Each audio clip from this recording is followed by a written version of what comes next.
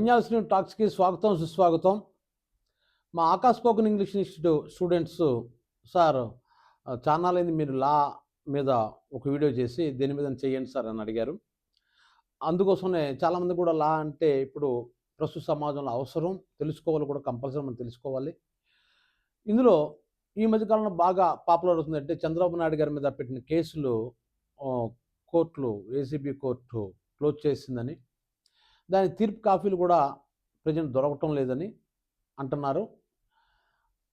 చంద్రబాబు నాయుడు గారి మీద కేసులు క్లోజ్ చేశారు కదా, ఇది చెల్లుబాటు అవుతుందా, దీన్ని రీఓపెన్ చేయించవచ్చా లేదా అన్నది ఉంటుంది.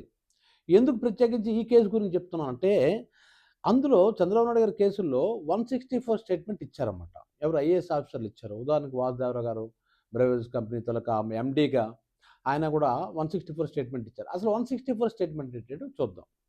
సాధారణంగా ఒక నేరం జరిగినప్పుడు ఒక ముద్దాయిని అంటే నిందితుడిని పట్టుకొని పోలీస్ స్టేషన్కి వెళ్ళి విచారిస్తారు. విచారించిన తర్వాత తను నేరం చేసినట్లు ఒప్పుకున్నట్లు ఒక సంతకం తీసుకుంటారు. సాధారణంగా నిందితుడి తరపున ఇది జరుగుతుంది. అంటే నిందితుడి చేత ఒక నేరాన్ని అంగీకరింపజేస్తారు పోలీస్ స్టేషన్లో. ఉదాహరణ మనం ఖైదీ సినిమా చూసుకున్నట్లయితే, ఖైదీలో చిరంజీవి చేత వేలుముద్ర వేయించుకోవడానికి ఆ ఎస్ఐ ప్రయత్నించినప్పుడు అక్కడ ఫైట్ అవుతుంది. పోలీస్ స్టేషన్ ఫైట్ ఫేమస్ ఆ రోజుల్లో.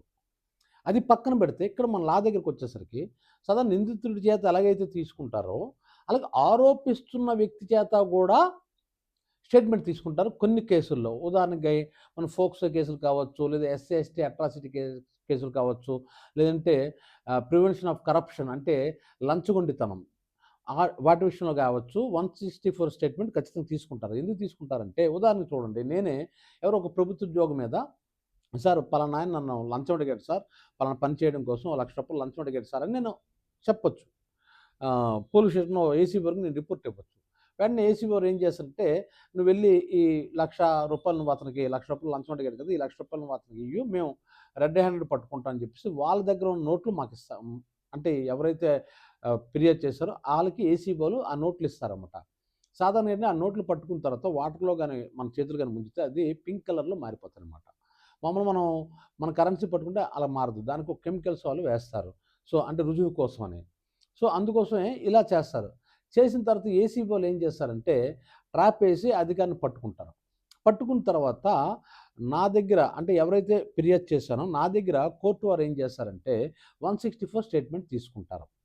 ఎందుకు తీసుకుంటారంటే, అంటే ఆ స్టేట్మెంట్లో ఏం చేస్తారంటే, నువ్వెందుకు అతను ₹1,00,000 లంచం ఇచ్చావు, ఏ పరిస్థితుల్లో ఇవ్వాల్సి వచ్చింది, ఈ డబ్బు అసలు నీ దగ్గర నీకెక్కడొచ్చింది, నువ్వు ఏ మార్గంలో ఇవ్వాలనుకున్నావు అని మొత్తం అన్నీ అడుగుతారన్నమాట. ముందు నన్ను ఎగ్జామిన్ చేస్తారు, నా స్టేట్మెంట్ తీసుకుంటారు కోర్టు వారు.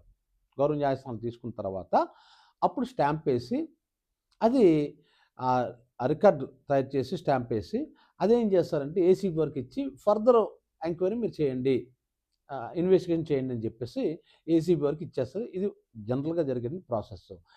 ఈ 164 ఎందుకు అడుగుతారంటే, ఉదాహరణకి నేను ఇప్పుడు ఒక ఆఫీసర్ నా దగ్గర ₹1,00,000 లంచం అడిగాడు, నేను ఇచ్చాను, కాబట్టి ట్రాప్ చేసి పట్టించాను. పట్టించిన తర్వాత అతను జైలుకి వెళ్తాడు, తర్వాత బెయిల్ మీద బయటకు వస్తాడు. వచ్చిన తర్వాత కొన్నాళ్ళకి నా దగ్గరకు వచ్చి నా పిల్లలు ఉన్నారు, మరి నన్ను రక్షించు, లేదంటే నా ఉద్యోగం పోద్ది, లేకపోతే నేను జైలుకి వెళ్ళిపోతాను, నా కూతురు పెళ్లి చేయాలి, లేదా నా కొడుకుకి అస్వస్థత ఉంది, ఏదో ఆయన బాధలు ఆయన చెప్తాడు. లేదంటే నాకు ఇదిగో ₹1,00,000 కోసం నన్ను పట్టించే కదా, నీకు ఒక 50,00,000 ఇస్తాను, 10,00,000 ఇస్తాను, నాకు లంచం ఆశ చూపించాడు అనుకోండి, అప్పుడు నేను నా స్టేట్మెంట్ మార్చుకోవడానికి అవకాశం ఉంటుంది. రేపు ఉదయం క్రాస్ ఎగ్జామినేషన్లో కానీ విచారణలో కానీ నేనేం చేస్తానంటే, లేదండి నేను అసలు ఏసీబీకి నేను రిపోర్ట్ ఇవ్వలేదు, అసలు నేను కంప్లైంట్ ఇవ్వలేదు అసలు వాళ్ళ మీద అని చెప్పేసి, అతను నన్ను ఏం డబ్బులు అడగలేదు అని చెప్పేసి నేను తిరిగి నా వాదన మార్చుకునే అవకాశం ఉంటుంది మామూలుగా అయితే. అంటే కోర్టులో ఎదురు తిరుగుతారన్నమాట సాక్షులు. అలా ఎదురు తిరగకుండా ఏం చేశారంటే ఈ 164 అనేది పెట్టారన్నమాట ఈ సెక్షన్ సిఆర్పిసిలో. అంటే డైరెక్ట్గా మనం మెజిస్ట్రేట్ గారి ముందే స్టేట్మెంట్ ఇస్తున్నాం. ఇప్పుడు కోర్టులో ఇస్తున్నాం మనం. కోర్టులో ఇస్తున్నాం కూడా మనం ఎదురు తిరగడానికి అవకాశం ఉండదు. అయితే అప్పటికి కూడా అవకాశం ఉంది. ఎలా అంటే నా చేత బలవంతంగా ఏసీబీ వారు ఆ రోజు కోర్టులో చెప్పించారు, లేదా పలానా వాళ్ళు ఒత్తిడి చేసి చెప్పించారు, లేదా నన్ను భయపెట్టి నా చేత ఆ స్టేట్మెంట్ ఇప్పించారని చెప్పేసి మళ్ళీ మనం కోర్టులో చెప్పడానికి అవకాశం ఉంది. కాకపోతే అలా బెదిరించారు, భయపెట్టారు అనేది మనం సాక్షి నిరూపించుకోవాలి ఒకటి. లేదు ఏవి చెప్పకుండా నేను అప్పుడు వాళ్ళకి అనలేదండి అని చెప్పేసి మనం కోర్టులో గాని అన్నట్లయితే, మన మీద కేసు పెట్టడానికి కూడా అవకాశం ఉంది. ఎవరైతే ఫిర్యాదు చేసి 164 స్టేట్మెంట్ ఇచ్చారో వాళ్ళ మీద కేసు పెట్టడానికి అవకాశం ఉంది. వాళ్ళని జైలుకి పంపించడానికి అవకాశం ఉందనమాట. అంటే మనం మాట మార్చకుండా ఉండడం కోసం ఈ 164 స్టేట్మెంట్ వచ్చింది. అది చంద్రబాబు నాయుడు గారి కేసుల్లో కూడా చూసుకున్నట్లయితే వాసుదేవరావు ఇప్పుడు ఐఏఎస్‌లు వాసుదేవరావు గారు ఇలాంటి ఐఏఎస్‌లని 164 స్టేట్మెంట్లు ఇచ్చారు. ఇచ్చిన తర్వాత మొన్న రీసెంట్‌గా ఏం చెప్పారు? ఆ కేసుల్లో సాక్ష్యాలు లేవు కాబట్టి కేసులు మూసేయాలని చెప్పేసి మళ్ళీ వీళ్ళే స్టేట్మెంట్ ఇచ్చారు. ఈ సీఐడీ పోలీసులు వీళ్ళంతా. కొన్ని కేసుల్లో నేను చెప్తుంది. అయితే ఇప్పుడు వీళ్ళు రేపు జవాబు చెప్పుకోవాల్సిన అవసరం ఉంది. ఏటి అవసరం ఉందంటే మరి అప్పుడెందుకు స్టేట్మెంట్ ఇచ్చారు అలాగా? పూర్తి సాక్ష్యాలు ఉన్నాయంటే కదా! ఉదాహరణకి లిక్కర్ కుంభకోణం గాని, స్కిల్ స్కామ్‌లో గాని వీటిలో మనం చూసుకున్నట్లయితే అట్లా సాక్ష్యాధారాలు ఉన్నాయని చెప్పారు. ఒక కేసులో అయితే 53 రోజులు ఒక మాజీ సీఎంని జైల్‌లో ఉంచారంటే అది చిన్న ఇష్యూ కాదు కదా! మరప్పుడు సాక్ష్యాలున్నాయి అని చెప్పేసి ఆయన జైలుకి పంపించిన తర్వాత, ఈరోజు మా దగ్గర సాక్ష్యాలు లేవంటే, అప్పుడు ఈ నేరాలను ఒప్పుకున్నట్టే గదండీ! సాక్ష్యం లేకుండా, ఎటువంటి సాక్ష్యాలు లేకుండా ఒక వ్యక్తిని అది సీఎం గారు కావచ్చు, కామన్ పర్సన్ కావచ్చు గానీ, అతని తాలూకా లిబర్టీని లాక్కున్నట్టే కదా! అరెస్ట్ అంటే ఏంటి? మనకి ఏ రకమైన స్వేచ్ఛ లేకపోవడం. మామూలు వ్యక్తికి అలా చేస్తేనే తిరిగి మనం పోలీసుల మీద కేసు పెట్టొచ్చు. ఉదాహరణ చెప్తాను చూడండి. నా మీద ఒక మర్డర్ కేసు వేశారనుకోండి ఉదాహరణకి. అది ఎవరో ఒత్తిడి తీసుకొచ్చారో నన్ను బలవంతంగా ఒక మర్డర్ కేసులోనో, ఒక రేప్ కేసులోనో ఏదో కేసులో నన్ను ఇరికించాలనుకున్నట్లయితే, అది గాని వాళ్ళు ప్రూఫ్ చేసుకోకపోయినట్లయితే ఇక్కడ లీగల్ పాయింట్ చెప్తున్నాను. ఇక్కడ చంద్రబాబు నాయుడు గారు కూడా దీన్ని ఉపయోగించుకోవచ్చు. అంటే ఆయన చెప్పినంత గొప్పోడిని కాదు. ఎందుకంటే ఆయన లోతురాలు ఉన్నారు ఆయనకి. మరి లోతురాలు ఉండి 53 లోపల ఎందుకో నాకు అర్థం కాలేదు. అప్పుడే రాంగ్ స్టెప్ తీసుకున్నారని కూడా నేను చెప్పాను. అతను క్వాష్ పిటిషన్ కోసం వెళ్ళాడు అతను. బెయిల్ పిటిషన్ పెట్టుకోలేదు. బెయిల్ పిటిషన్ పెట్టుకున్నట్లయితే ఆయన అన్ని రోజులు ఉండకపోయిండుండేవారు. జడ శ్రావణ్ కుమార్ కూడా అంటున్నమాట 53 రోజులు ఉంచారంటే ఆ జడ శ్రావణ్ కుమార్ గారు అంటే జై భారత్ పార్టీ అధ్యక్షులు ప్లస్ అతను జడ్జి గారు కూడాను. జడ్జిగా వాలంటరీ రిటైర్మెంట్ తీసుకొని రాజకీయాల్లోకి వచ్చాడు. ఆయన కూడా అంటున్నారు. నాకు అదే అర్థం కాలేదనమాట. ఎంత మేధావులు ఏం మాట్లాడుతున్నా నాకు అర్థం కావట్లేదు. ఆయన అంటుండు చంద్రబాబు నాయుడు గారు 53 రోజులు ఉండిపోవాల్సిన అవసరం ఏంటి వచ్చిందంటే అంత బలంగా ప్రైమ్ ఆఫీస్ ఉంది కాబట్టి. ప్రైమ్ ఆఫీస్ ఉంది కాబట్టి అతను 53 డేస్ జైల్‌లో లేరు. జడ శ్రావణ్ కుమార్ గారు ఒకవేళ మీ దృష్టికి గాని వీడియో వస్తే మీ వరకు రాదు. మీరు పెద్దలు కాబట్టి. ఒకవేళ వస్తే ఇది కొద్దిగా కరెక్ట్ చేసుకోండి. ఇంకోసారి ఇంటర్వ్యూలో ఈ మాట చెప్పకండి. ఎందుకంటే మీరు జడ్జిగా రిటైర్ అయిన మంచి మేధావి. మీ మీద మాకు మంచి గౌరవం ఉంది. లాలో మీరు బాగా పండిపోయి ఉన్నారు. మొన్న రీసెంట్‌గా కూడా మీరు చాలా చక్కటి వాదన తీసుకొనొచ్చారు. ఈ ఎన్నికల కమిషన్‌ని కూడా అమిత్ ఈడీ ఈడీని ఆహ్, మన సీఐడీ డిపార్ట్మెంట్ ఏమో హ్మ్.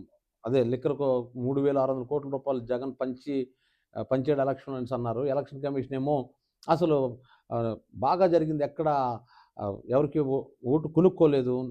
చాలా ఫెయిర్‌గా జరిగింది ఎలక్షన్ అని చెప్పి స్టేట్మెంట్ ఇచ్చింది. సరిగ్గా ఆ పాయింట్ తీసుకొనొచ్చి మీరు సరిగ్గా తిరిగి దెబ్బ కొట్టారు. నాకప్పుడే ఆశ్చర్యం వేసింది. చాలా మంచి మేధావి ఈయనని. కాకపోతే ఇక్కడ మాత్రం నేను చెప్తుందేంటంటే, నేను ఒక చిన్న లాయర్‌ని కావచ్చు. మీ అంత మేధస్సు నాకు లేకపోవచ్చు కానీ క్లియర్‌గా ఏంటంటే, మీరు చంద్రబాబు నాయుడు గారి కేస్ గాని చూసుకున్నట్లయితే, ఆయన క్వాష్ కోసం వెళ్లారు. ఆయన బెయిల్ పిటిషన్ కోసం వెళ్ళలేదు. బెయిల్ పిటిషన్ కోసం వెళ్ళుంటే, పిటిషన్ చేసుంటే ఆయనకి బెయిల్ వచ్చుండేది. ఆయనేంటంటే అసలు కేసే లేదు. ఆ కేసులో నా ఇన్వాల్వ్‌మెంట్ లేదు అని క్వాష్ పిటిషన్ ద్వారా ఆయన సంపాదించుకుంటే ఎలక్షన్‌లో ఆయనకి ప్లస్ అవుద్దని ఆయన భావన కాబట్టే, ఆయన క్వాష్ పిటిషన్ కోసం వెళ్లారు. ఆ రోజు నేను చెప్పాను క్వాష్ పిటిషన్ రావడం చాలా కష్టం. ఎందుకంటే ప్రైమ్ ఆఫీస్ ఉంది కాబట్టి ఆటోమేటిక్‌గా లోద్రా లాంటి the great senior most supreme court lawyer గారు వచ్చినా సరే ఆహ్, చంద్రబాబు నాయుడు గారిని బయటికి తీసుకురాలేకపోయారంటే ప్రైమ్ ఆఫీస్ ఉంది కాబట్టే ఆయన్ని జైలుకి పంపించారు. రాజమండ్రి జైలుకి. ఇక్కడ పాయింట్ ఏంటంటే క్వాష్ పిటిషన్‌కి వెళ్ళకుండా ఆ రోజే బెయిల్ పిటిషన్‌కి ఎళ్ళుంటే చంద్రబాబు నాయుడు గారు అన్ని రోజులు ఉండకపోయిండుండేవారు. ఒక రాంగ్ స్టెప్ తీసుకున్నారనిపించింది. అలాగే ఇక్కడ కూడా ఈరోజు కూడా జడ శ్రావణ్ కుమార్ గారు ఆయన ఒక ఇంటర్వ్యూ చూసాను. ఆయన ఏమంటాడంటే ఆయన ప్రైమ్ ఆఫీస్ ఉంది కాబట్టి ఆయన 53 రోజులు లోపల ఉన్నాడండి. ప్రైమ్ ఆఫీస్ ఉండడం వల్ల 53 రోజులు లేడు. కాబట్టి జైలుకెళ్తారు గానీ చంద్రబాబు నాయుడు గారు. కానీ బెయిల్ పిటిషన్ పెట్టుకుంటే వచ్చుండేవారు. అక్కడ రాంగ్ స్టెప్‌లోకెళ్లారు. కాకపోతే నాకు పాత వీడియో చూడండి అందులో ఉంటదండి. క్వాష్ పిటిషన్ రద్దవ్వదు. అది క్వాష్ పిటిషన్ యాక్సెప్ట్ చేయదు కోర్ట్ అని క్లియర్ కట్‌గా నేను చెప్పాను. ఎప్పటికి చూడండి. మరి చంద్రబాబు నాయుడు గారు అరెస్ట్ అయిపోయి నాకు తెలిసినంత వరకు 2.5 సంవత్సరాలు అవుతున్నట్టుగా ఉంది.